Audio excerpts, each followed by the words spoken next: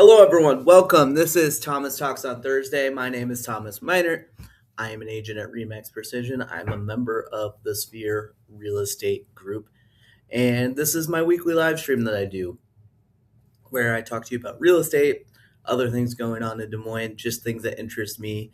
But the important part about this live stream is completely live and it is open to your comments. I want it to be more of a discussion and to see a little bit more in depth about real estate topics and a little bit more what it would be like talking to me if you were to hire me as your real estate agent. And today, this question actually came from a follower on a previous video 2 weeks ago, and it was Landon Buckman.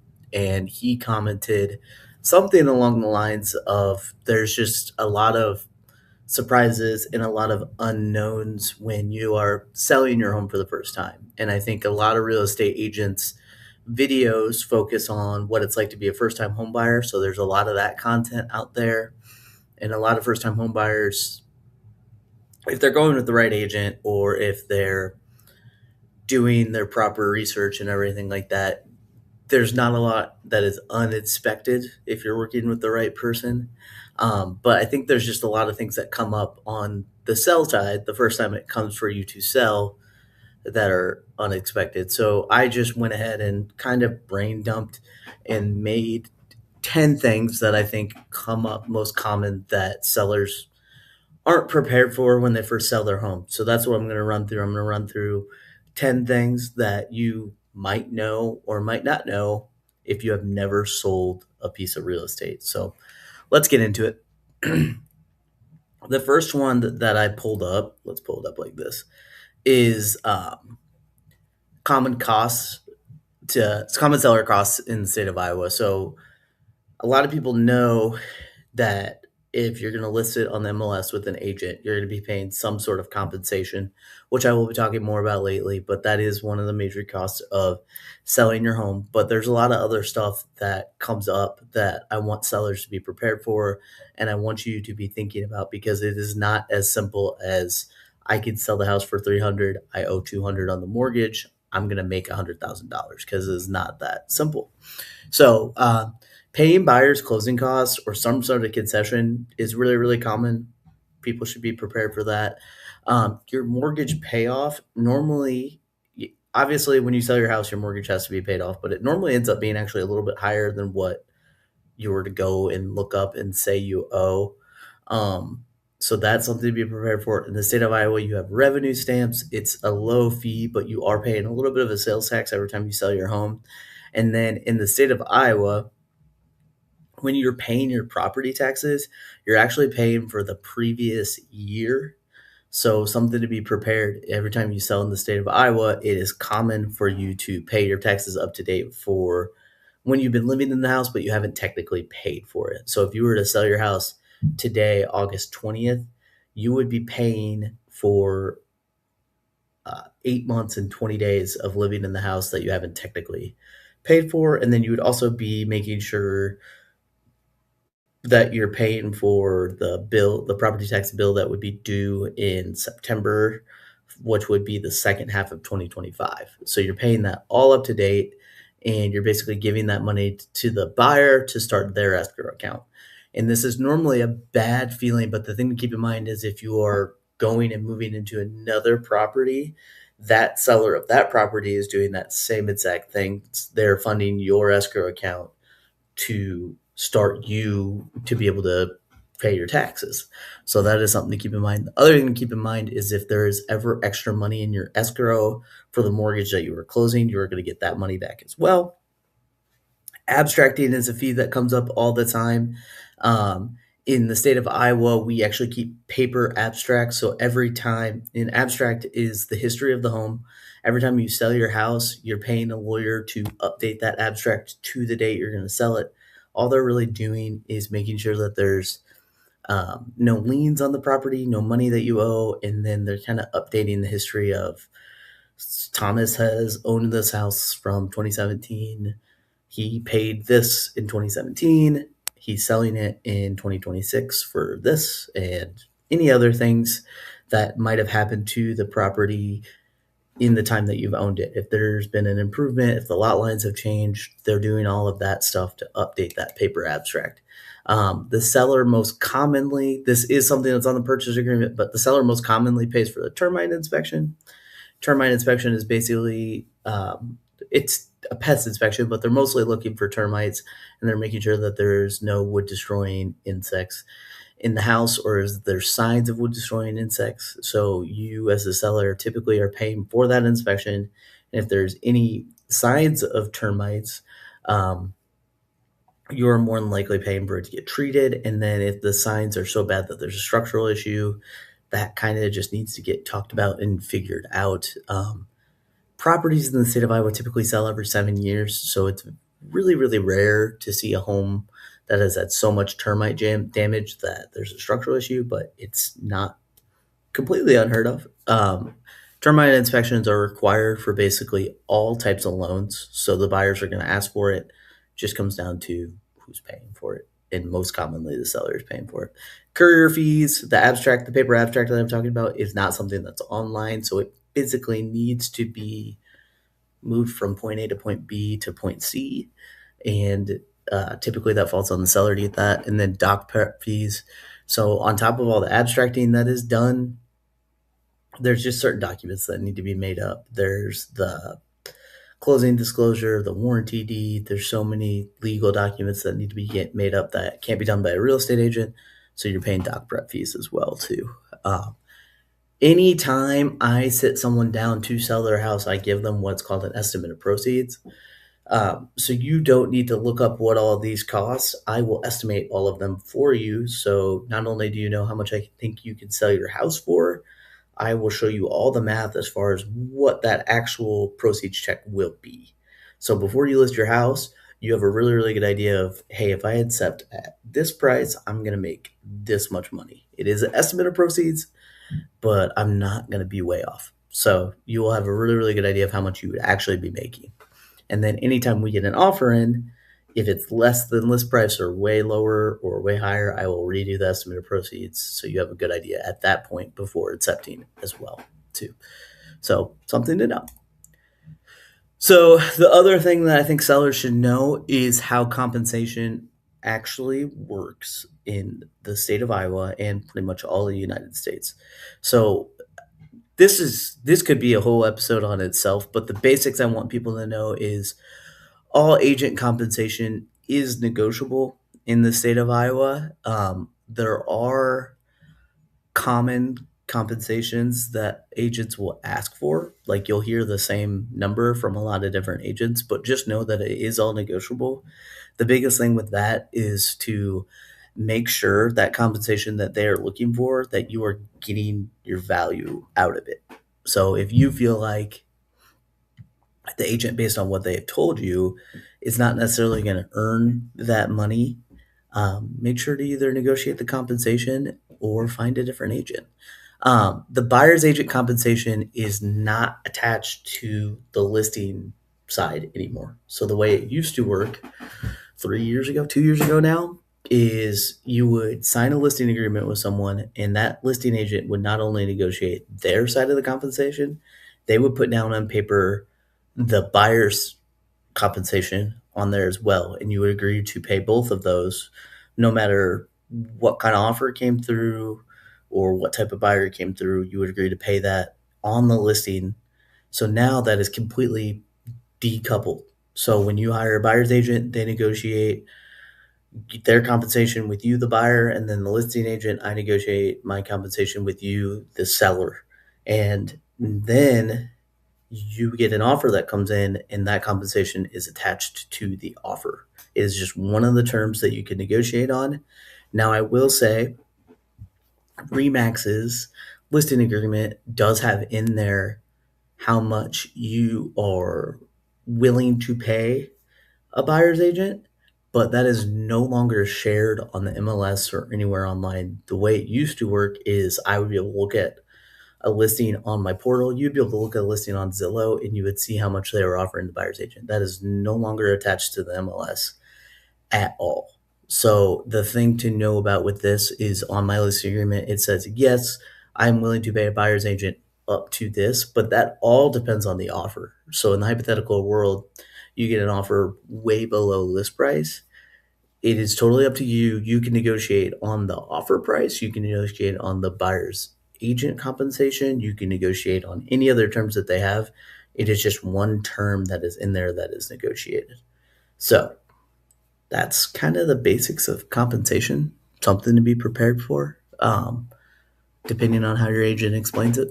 So the other thing to prepare for is preparing your home to list in general. So the three most important things to me on the list side is I'm not going to look at you and tell you to do a bunch of crazy projects. Every house is unique, and I have different recommendations for every house. But at a bare minimum, I think you should think about getting the place deep cleaned. Whether you want to do it yourself or hire someone, I think it helps a ton. I think you should declutter as much as possible. Listing a house to sell versus having it be decluttered to live in is two totally separate things. So when you are listing your house to sell, you have to think there's going to be quite a few people walking through your home at one time. So you want to make sure that the walkways are as clear as possible to make the rooms feel as spacious as possible. That is the goal with decluttering. Decluttering, I'm also talking about the counter spaces as well. As much as you can get the counter spaces cleared off, it makes the home feel bigger. It makes the home feel more welcoming. The most common culprits of this I see are people's kitchen counters and their bathroom counters. So bathroom counters, I'm literally talking about nothing on the bathroom counters. It makes it look cleaner. It makes it look more open. It makes the buyers start to imagine what they would do with the home. Kitchen counters, if that coffee maker is really, really important to you, keep that on the counter. But a lot of people like to keep other appliances on the counter. It just makes the place start to seem really, really cluttered. So clear that stuff off. And no, it's annoying because you're still living in the home, but it does really, really help. And then staging, I could give a staging consult. If you're interested, I could get a professional staging consult as well. And also get a professional stager in there to actually put their furniture in it if the home is going to be vacant, if we think it's worthwhile to stage it. But staging does really, really help because those stagers have just another eye on top of it to make the home feel as inviting as possible. It really, really depends house to house, but some high ROI, return on investment improvements to think about are paint, flooring, and landscaping. Landscaping is a big one because the first thing people are going to see when they're going to your home to see it is your front yard. So if your landscaping is well maintained and cleaned up, I'm not saying to add a water feature or anything crazy like that. I am just saying to keep in mind that it's the first thing people see. So if it looks clean and well cared for, it can go a long ways. Paint is relatively cheap. It makes the home seem cleaner. It removes a lot of odor. Um, and it kind of gives people a blank canvas, and it just makes the home seem like it's well cared for as well. Same thing with flooring. If you replace carpet, it's one of the bigger complaints of buyers that I have. If you replace carpet, it takes away a lot of odor. If you replace tile, hard surface floors, it can make the same thing. It can make it seem way cleaner, way newer. And people typically will see a very, very high rate of return on those things. So be prepared. For me, bare minimum to suggest cleaning, decluttering, and staging, and then paint, flooring, and landscaping as needed. Those are some big ones. The other thing in general is just to think about preparing for showings in general. It's kind of a nuisance. I'll be totally honest with you. It's one of the more annoying parts about selling your home, but you have to think about the buyer does not want you to be there. So you have to think about where am I going to go? Where am I going to take the kids? Where am I going to take the dog? And then other thing is to think about, can I have this house clean and show ready within an hour, within 2 hours? Because sometimes these showing requests come very, very quickly. So think about a morning routine where you're decluttering and cleaning a little bit, and then just think about, hey, if we get a showing request at 4:30, I'm going to run home. I have an empty laundry basket. I'm going to throw just all the odds and ends into the empty laundry basket. I'm going to put it in my car and I'm going to go. Easy as that. Just make a game plan for stuff like that. Preparing for inspection. So the 7 years I've been doing this typically is the most stressful part of selling a home is the inspection process. So I just want to talk you guys through what the buyers are looking for when they do an inspection and what that looks like after they have done the inspection, just so you guys are prepared for it. So the buyers are looking for any health or safety issues. They're looking for structural issues, and they are looking for anything that could potentially cost more than $500 to fix. After they find those issues, the inspector will send them a report. They look at the report and they decide from their point of view, if these three things don't get fixed, I no longer want to close on the home. So they send those inspection requests to the sellers. You then have 3 days to respond to it. And the biggest things to know is that an inspection is not pass fail. You're not going to get a buyer that says, hey, you failed the inspection, I no longer want the house. They're making these specific requests. They're either looking for repairs or they're looking for a credit to get the issues mitigated. But this is all basically a second negotiation. You are not on the hook to say yes to everything that they request. Basically, the way I'm talking about it with my sellers is this a fair and reasonable request? Cool. Do we want to fix it the way that they laid out? Or do we want to come up with an alternative? And basically, it's a back and forth from there. The thing to keep in mind is if you don't accept it exactly the way that they wrote it, that gives them an opportunity to back out and cancel the contract. So, just something to keep in mind. But you're not on the hook to do all the repairs that they request, and it is a second negotiated, is the thing to keep in mind. Let's talk about filling out the seller's disclosure.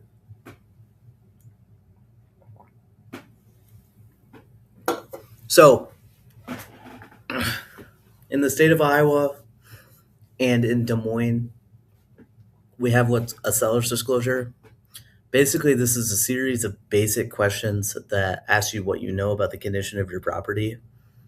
The two big things to remember when I talk to people about this is if you've had previous issues that you have fixed, it is a really, really good idea to disclose them. So hypothetically, you had a storm come through in 2018 and you had to replace the roof.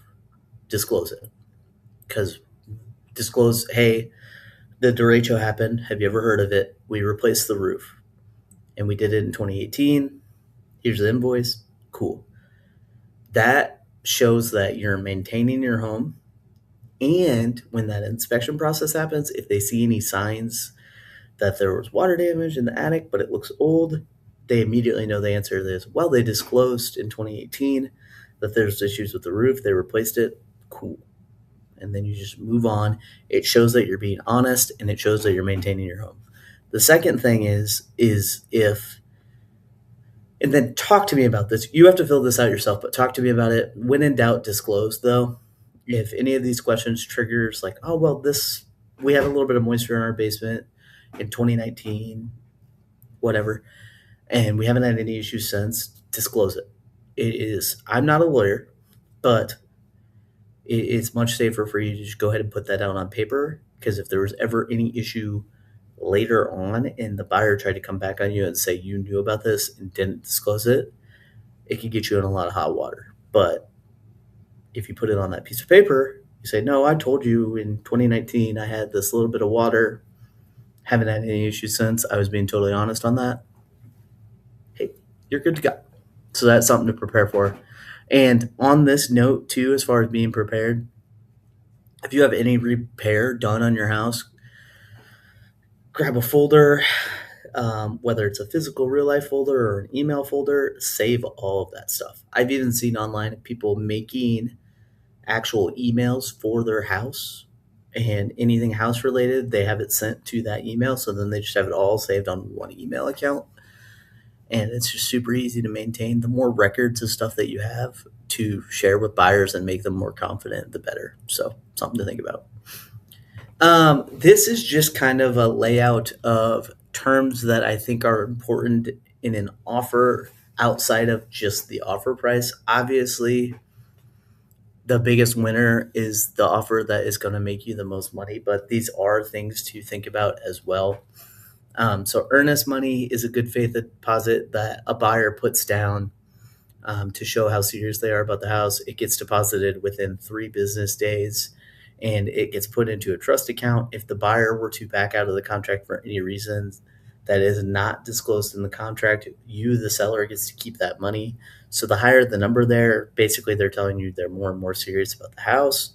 Typically, we're looking for the earnest money to be about 1% of the purchase price, or the bare minimum 1,000 is normally what I'm looking for, unless it is a really low priced home. Loan terms, in Iowa, central Iowa, you're looking at conventional would be your most common. FHA, VA are also very, very common. And then USDA if you're living in small town Iowa. Um, just knowing the difference between those loans, and any agent will talk you through that. Just knowing how to assess it. And then obviously, another financing term is cash. Ultimately, there's positives of cash, there's positives of conventional, and then VA and FHA can also be really, really strong depending on how the pre-approval letter is written.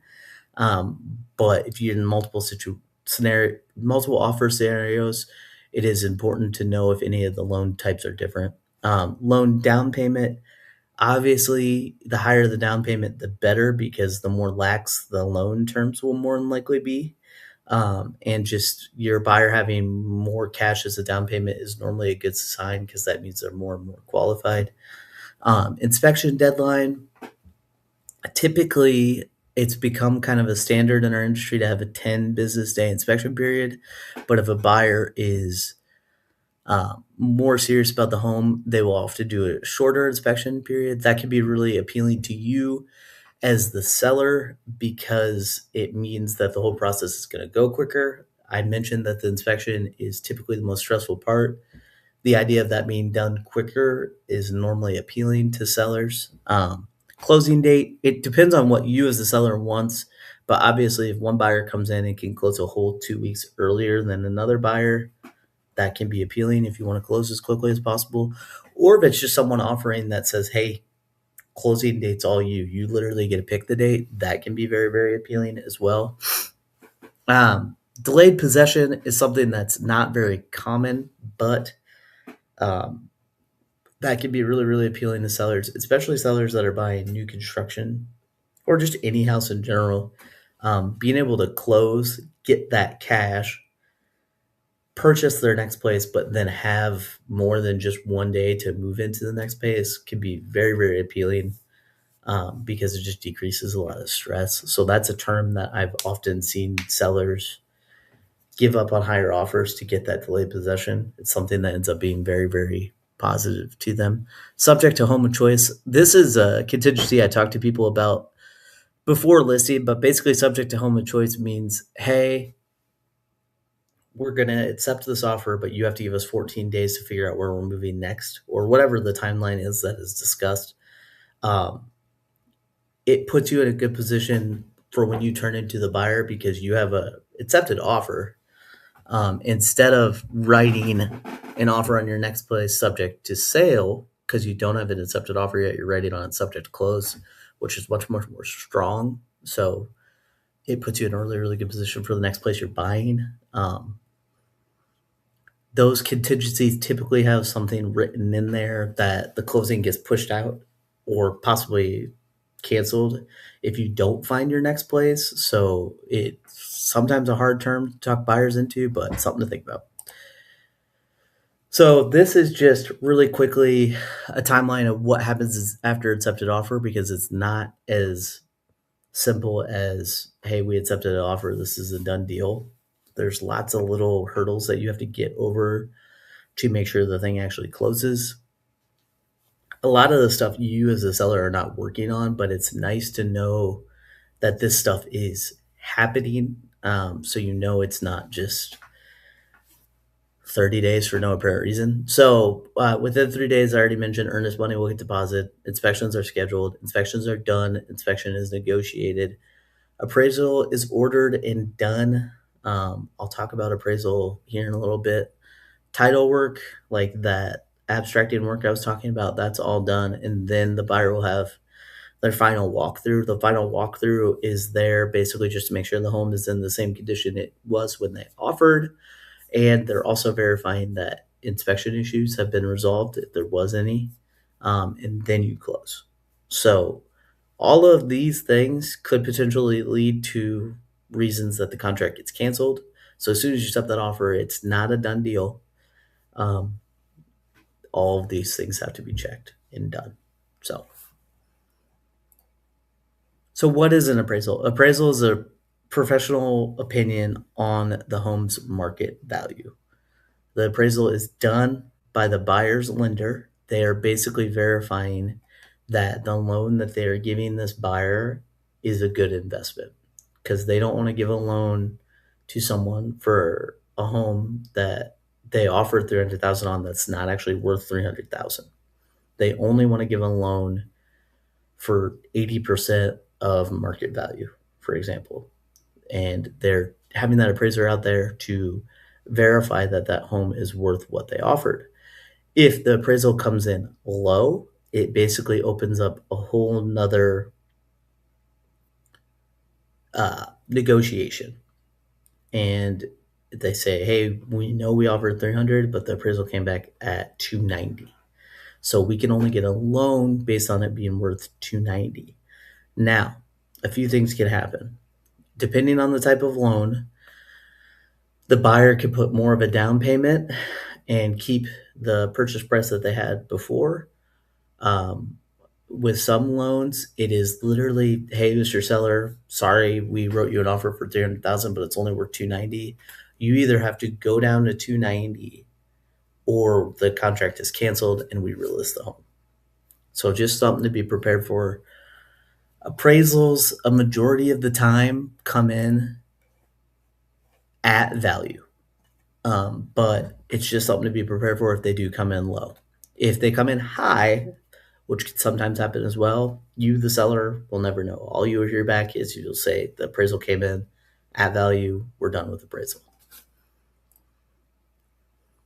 So I talked about delayed possession, but something to keep in mind is typically the closing date is the date that the buyer gets possession of the home.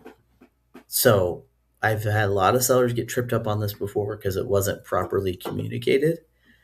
But just know that that closing date, that's the day you're expected to be out of the house. So you need to make plans to have all your possessions out of the house and you not be living in the house anymore. Typically, condition wise, the buyers are looking for the home to be swept clean. They're not looking for it to be deep cleaned unless otherwise written in the purchase agreement. They're looking for it to be swept clean, and any damage that might have happened as you're moving out, they're looking for that to be repaired. So that is nail holes, that is small stuff like that. They're looking for that to be repaired.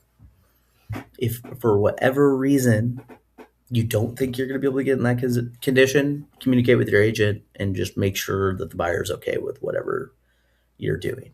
But in general, the biggest thing, and I see a lot of sellers still not do this, is to make sure all your possessions are out of the home. No one wants your garbage in general. The other big thing is to make sure that you have set up utility transfers. If you don't set that up and the buyer also hasn't set that up, you may be on the hook for paying for power and water for the buyer for a few months. So just make sure that the utility companies know I'm moving out on X date. And then make sure it's communicated to the buyer's agent, hey, I told the utilities company that I'm going to be out on X date, and make sure that the buyer is picking up the transfer utilities. And that's it. Those were 10 things that I think you guys should know when you're prepared to be a seller.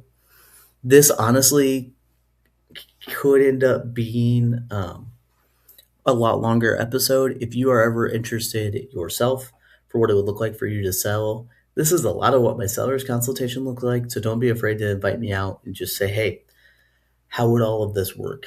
I'm looking to sell this and move to this. Let's create a game plan together, because everyone's home is super unique and everyone's situation is super unique. So there might be some things I didn't talk about in this presentation that might be more relevant to you, or there might be something that you've never known that I didn't quite answer. So don't be afraid to comment or message me, and I will answer those questions. Otherwise, saw quite a few people popping in and watching. I appreciate everyone for watching. If you're watching later, don't be afraid to comment on another topic you want me to talk about, whatever it is. Otherwise, I hope you guys have a great weekend. Thank you so much.